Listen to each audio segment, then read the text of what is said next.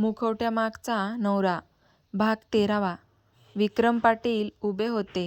अनन्या फोटोच्या जवळ गेली. तिच्या डोळ्यात पाणी आलं. बाबा. तिने फोटोला हात लावला. तुम्ही इथे आला होता? विराजने शांतपणे सांगितलं. हो. आणि याच घरातून शेवटचा फोन तुझ्या बाबांनी मला केला होता. अनन्याने त्याच्याकडे पाहिलं. काय म्हणाले होते? विराजचा आवाज मंद झाला. त्यांनी फक्त एवढंच सांगितलं होतं. विराज, माझ्यावर विश्वास ठेव. देशमुख कुटुंबातील कोणीतरी आपल्याला फसवत आहे. अनन्या स्तब्ध झाली. मग तुम्ही कोणावर संशय घेतला? विराज काही क्षण शांत राहिला. माझ्या काकांवर. करणने लगेच विराजकडे पाहिलं. विराज? पण विराज थांबला नाही. माझे काका त्या काळात कंपनीच्या आर्थिक व्यवहारांची जबाबदारी सांभाळत होते.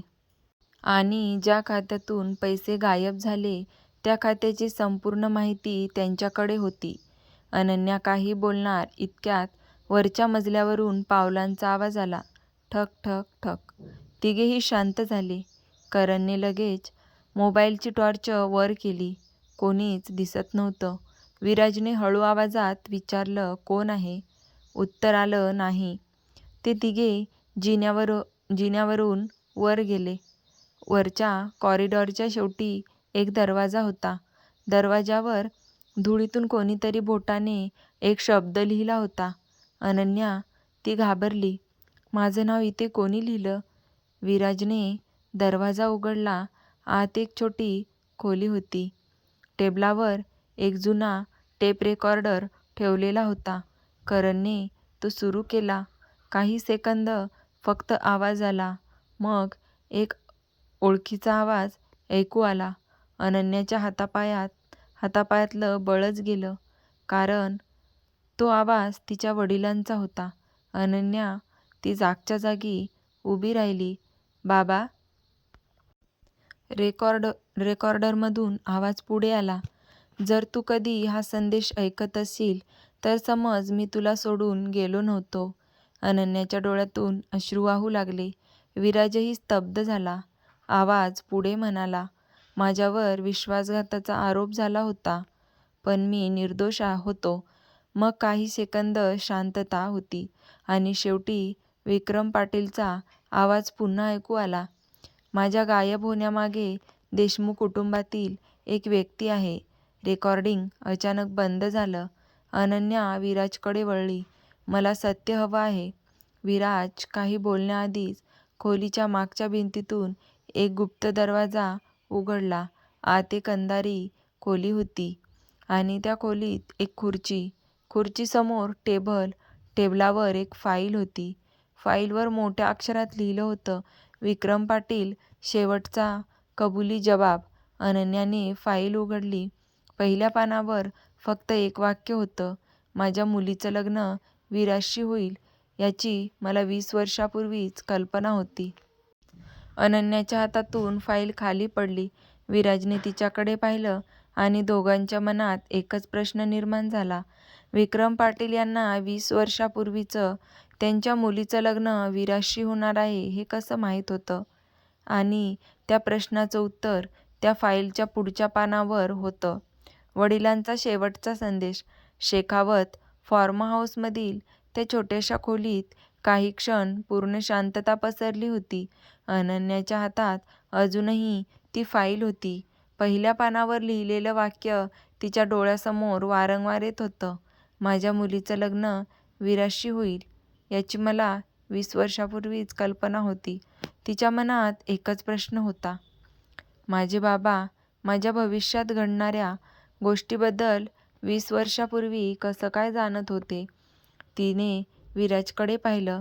तुम्हाला याबद्दल काही माहिती आहे का? विराजने मान हलवली. नाही. खरं सांगा. मी खरं सांगतोय.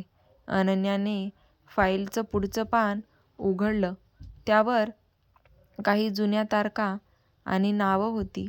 एका तारखेवर तिची नजर थांबली. 12 ऑक्टोबर 2006. त्याखाली लिहिलं होतं, देशमुख पाटील करार. करणने कागद हातात घेतला. हा साधा व्यावसायिक करार नाही? विराजने विचारलं. मग करणने पुढचं पान पाहिलं. इथे लिहिलंय की 2 कुटुंबांमधील संबंध पुढच्या पिढीतही कायम ठेवले जातील. अनन्या काही क्षण गप्प राहिली. पुढच्या पिढीत? तिने विराजकडे पाहिलं. म्हणजे माझं आणि तुमचं लग्न? विराजने उत्तर देण्याआधीच फॉर्म हाऊसच्या बाहेर कारचा आवाज आला. करणने खिडकीतून पाहिलं. आपल्याला कोणीतरी फॉलो केलं आहे. विराजने लगेच फाईल बंद केली. आपण इथून निघू. पण अनन्या हलली नाही. नाही. विराज तिच्याकडे पाहू लागला. मला अजून सत्य जाणून घ्यायचं आहे. अनन्या, बाहेर कोणीतरी आहे. मग असू दे. तिचा आवाज ठाम होता. मी आयुष्यभर माझ्या बाबांच्या सावलीत जगले. आता त्यांचं सत्य समोर आलं आहे. मी ते अर्धवट सोडणार नाही.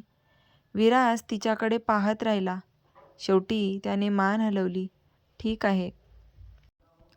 करणने खोलीची तपासणी सुरू केली. तेवढ्यात त्याला एका कपाटामागे एक छोटा बॉक्स दिसला. बॉक्सवर लिहिलं होतं AP. अनन्याने विचारलं, हे काय आहे? करणने बॉक्स उघडला. आत एक जुना मोबाईल होता. तो चार्ज नसतानाही स्क्रीन अचानक सुरू झाली.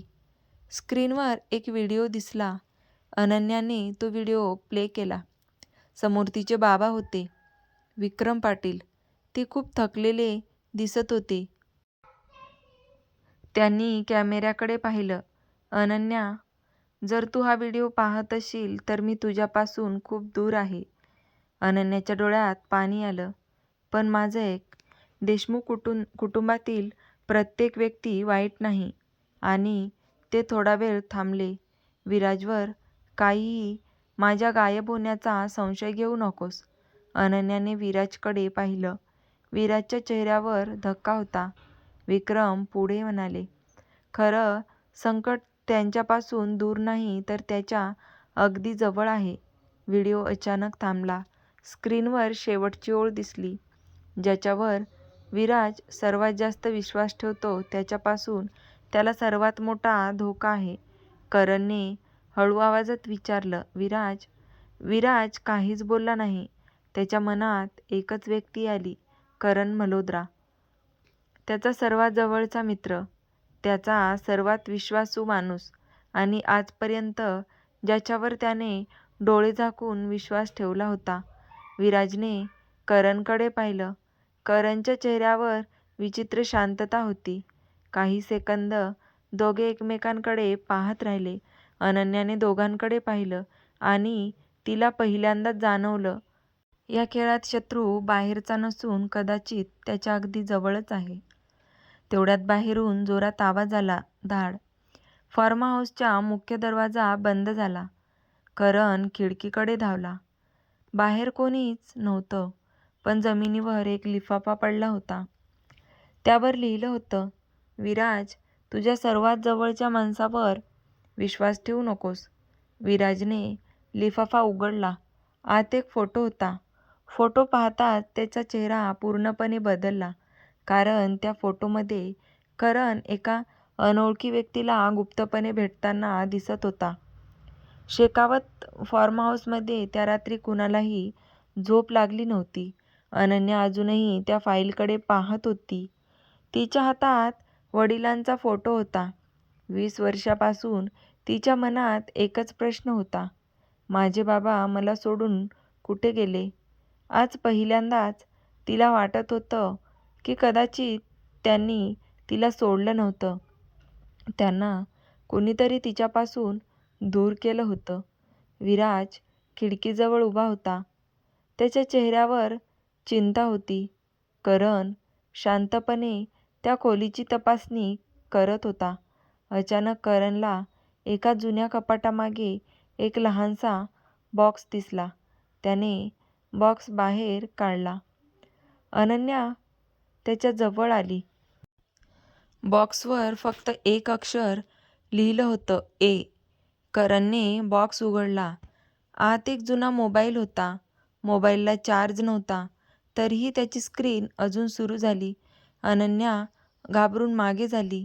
स्क्रीनवरील एक व्हिडिओ दिसत होता. व्हिडिओ सुरू झाला. समोर तिचे बाबा होते, विक्रम पाटील.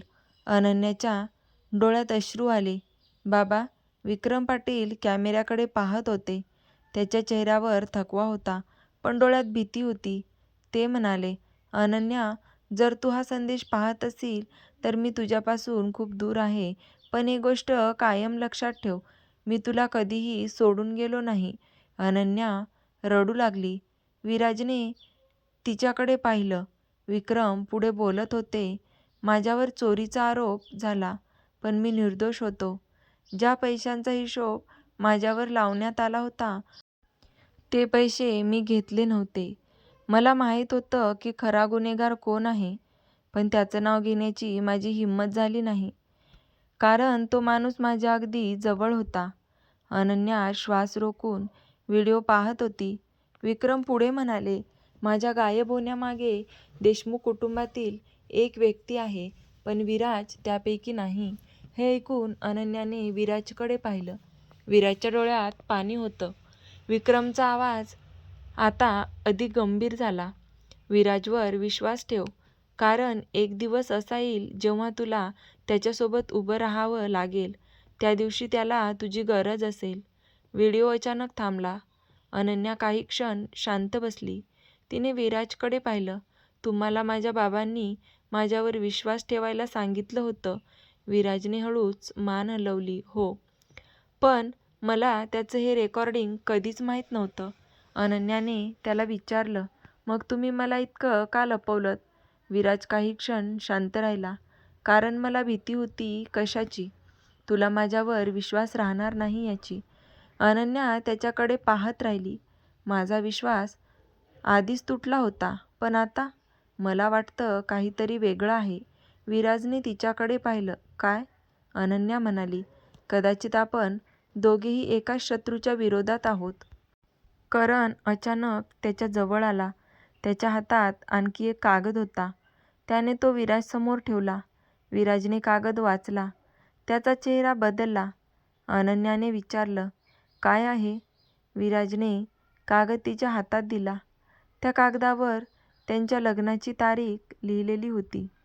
पण तारीख पाहून अनन्या हादरली, कारण तिच्या आणि विराजच्या लग्नाच्या कित्येक वर्ष आधीच हा कागद तयार करण्यात आला होता आणि त्यावर एकच वाक्य लिहिलं होतं, अनन्या पाटील आणि विराज देशमुख यांचं लग्न ठरलेलं आहे. अनन्याच्या हातातून कागद खाली पडला. ती विराजकडे पाहू लागली. म्हणजे आपलं लग्न हे आधीपासूनच ठरवलं गेलं होतं?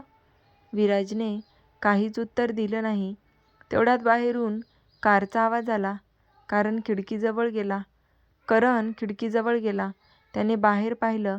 एक काळी कार फार्म हाऊसच्या गेटजवळ उभी होती. कारमधून एक व्यक्ती आली, उतरली. त्या व्यक्तीला पाहताच करणच्या चेहऱ्यावर भीती दिसली. विराजने विचारलं, कोण आहे? करण काही क्षण गप्प राहिला. मग त्याने हळू आवाजात सांगितलं, हा माणूस 20 वर्षापूर्वीच गायब झाला होता. अनन्याने खिडकीतून बाहेर पाहिलं आणि पुढच्या क्षणी तिचा श्वास थांबल्यासारखा झाला. कारमधून खाली उतरलेला माणूस दुसरा कोणी नव्हता. तो तिचा वडील विक्रम पाटील.